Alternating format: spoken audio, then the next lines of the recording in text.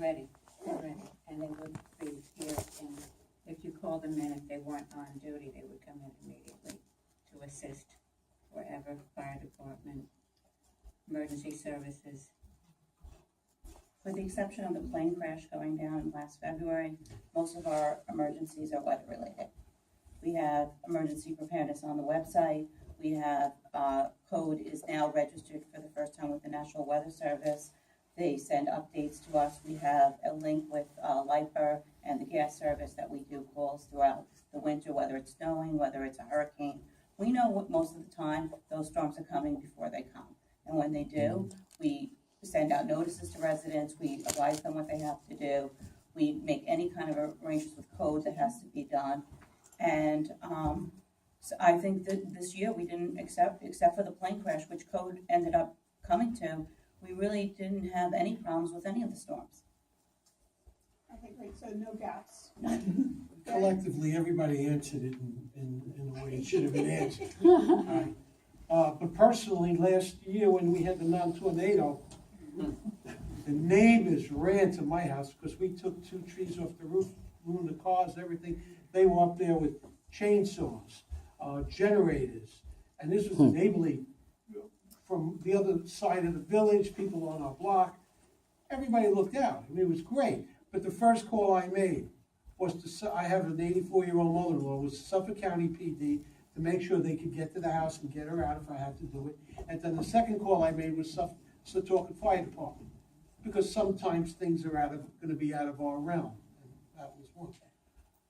Otherwise, everything else, harbor, Mike, whatever you said, whatever you all said is the right answer. I mean, collectively. All right, so Gary, as a follow-up, I had a question addressed specifically to you.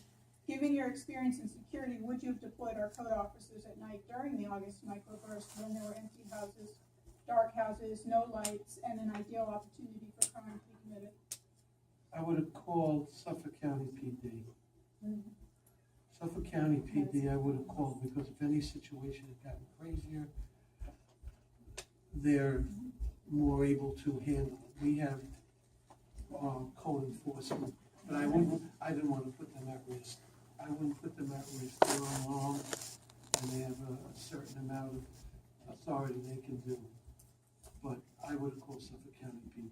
And that's not to besmirch our code enforcement, because they're wonderful guys, and they do their job. Hope that answers it. Great. I have another one addressed to Joan. Do you have any experience in local government? Oh my goodness. Six. I don't want to bore you with it. I started in 1988 as a clerk treasurer of various villages, so I've worked in local government and learned a huge amount along the way, both from attorneys and just about municipalities in general.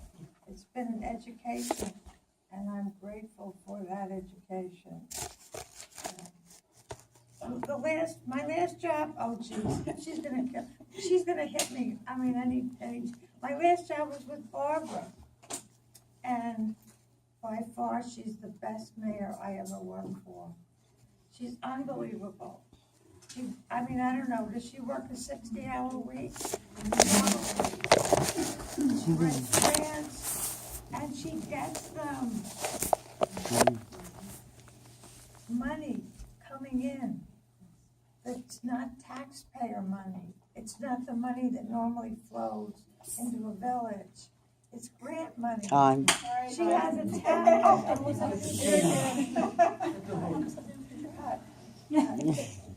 All right. Amazingly, we've gotten through everything except one question that I'm going to just ask people. If I thought about it, I would have kept the good one for the end, but I didn't. How should the board respond to complaints and comments made by residents at meetings? So I'm going to start, Gary.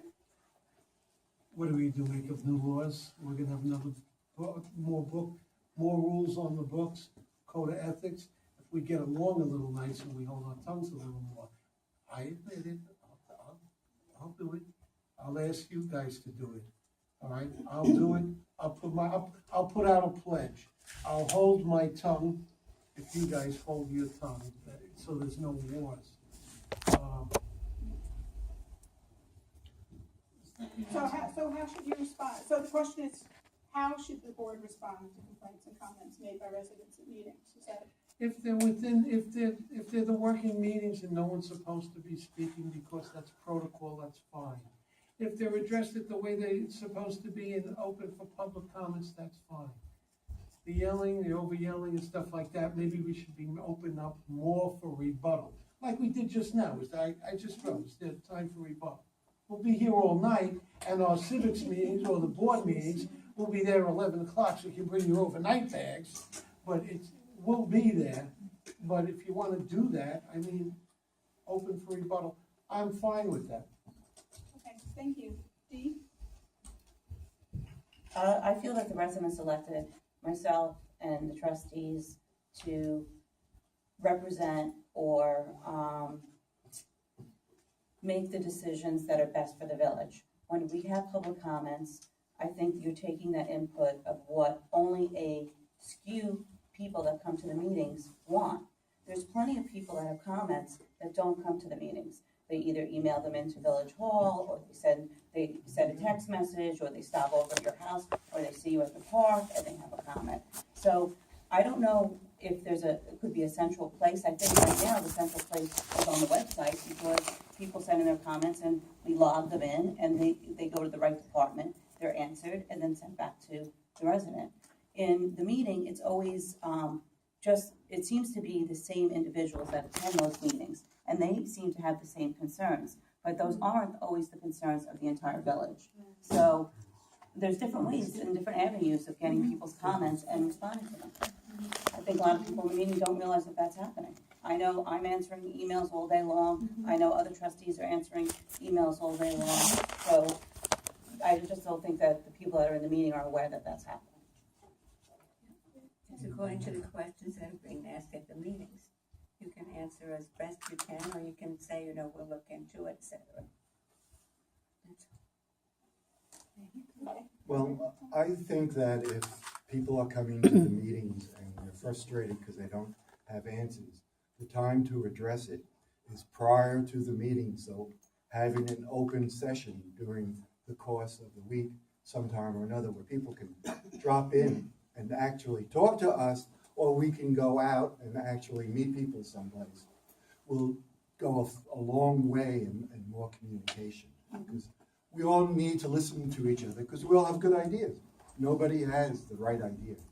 And you have to take everybody's idea and put them together and figure out which one is best for the community. I think if people come to a meeting and voice an objection, it should be taken extremely seriously, very seriously. And I think it should be considered. But I really like Mike's idea of having times when people can come into Village Hall and speak to one or more trustees. I think that would be a wonderful idea and an opportunity to express yourself. But I really take very seriously people's comments at meetings, because I think it takes courage to come to a meeting and express yourself.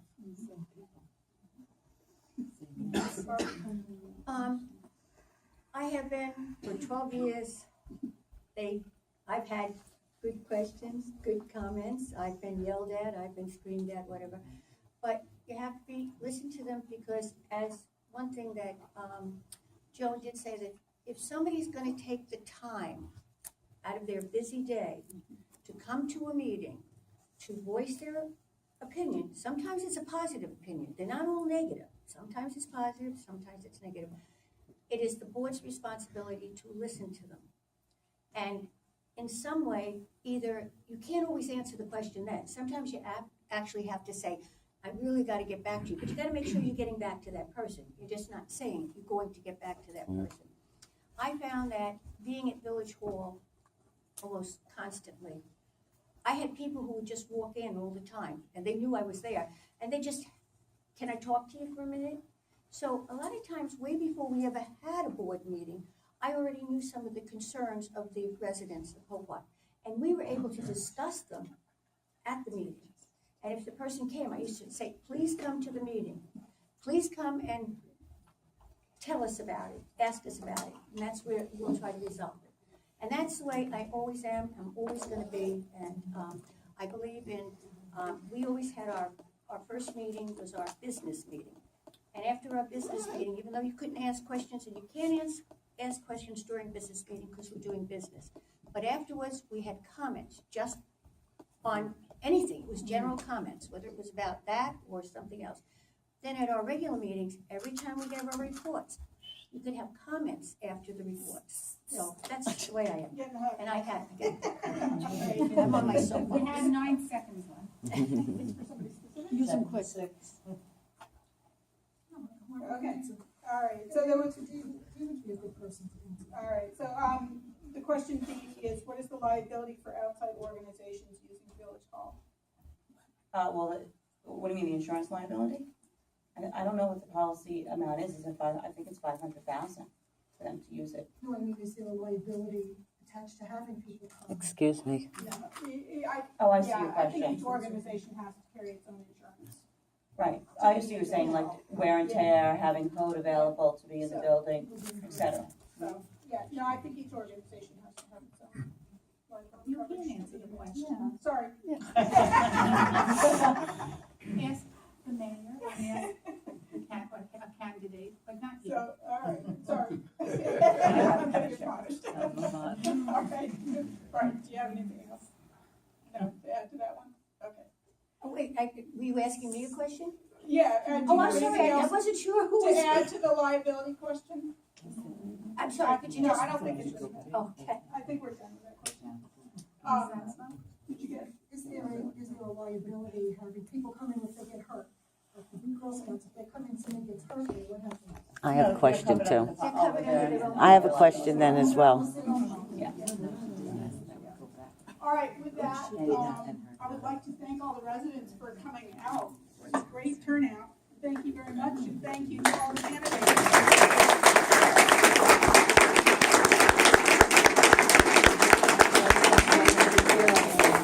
I'd like to thank Beth for moderating the questions. Great job. And 4 minutes, the PA is gonna go, it's a 8:45, and you better wrap it up and get out of here. So, we're wrapping up very much on time with our commitment to the library. Thank you all so much for attending, and we hope this helps you make an informed decision on June 21st.